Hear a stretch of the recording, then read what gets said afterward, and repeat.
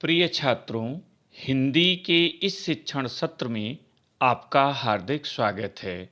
आज हम करुण रस की परिभाषा, उदाहरण, स्पष्टीकरण एवं पहचान से संबंधित पाठ्य सामग्री का अध्ययन करेंगे।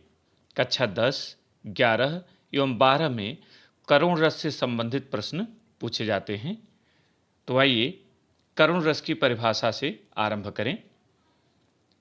प्रिय व्यक्ति अथवा वस्तु के विनाश से हृदय में शोक उत्पन्न होता है।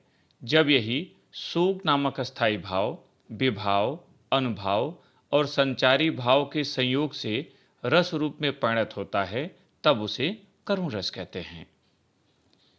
इसकी पहचान आइए जानें। इसमें स्थायी भाव शोक होता है। आलंबन विभाव विनष्ट व्यक्ति अथवा वस्तु। उद्दीपन मृतक का दाह कर्म, मृत व्यक्ति के गुण श्रवण, मृत व्यक्ति के चित्र का दर्शन, रुदन, चित्कार आदि। अनुभाव निःश्वास, भूमि पर गिरना, छाती पीटना, विलाप करना अथवा ईश्वर को कोसना, सिर या हाथ पैर पटकना, प्रलाप, कंप, मूर्छा आदि। संचारी भाव स्मृति, विषाद, ग्लानि, दैन्य, मोह, उन्माद, जड़ता, व्याधि, अपस्मार और निर्वेद आदि। यदि ये मिलते हैं तो वह छंद करुण रस के अंतर्गत माना जाता है। यद्यपि आपको पहचान परीक्षा में नहीं लिखनी है, यह केवल समझने के लिए है। उदाहरण देखें।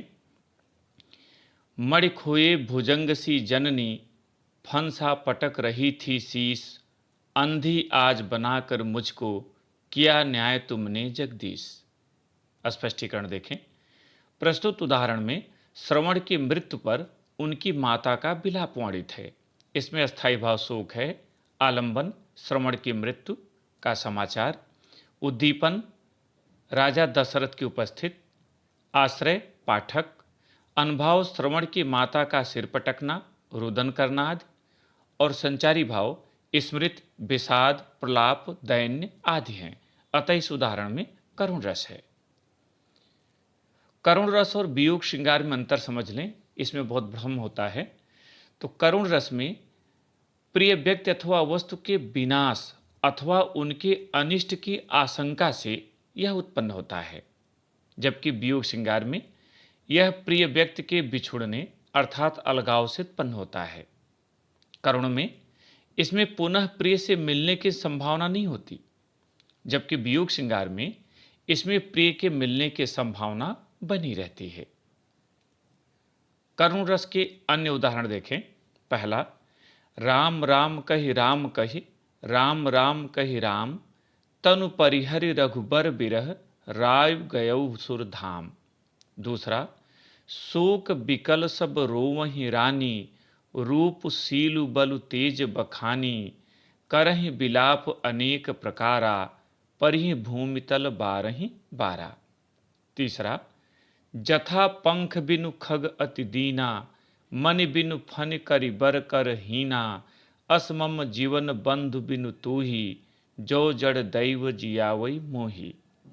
चौथा, हे जीवितेश उठो उठो, यह नींद कैसी घोर है क्या तुम्हारे योग्य यह, भूमि तो सेज कठोर है। पांचवा, अबला जीवन हाय तुम्हारी यही कहानी, आंचल में है दूध और आंखों में पानी।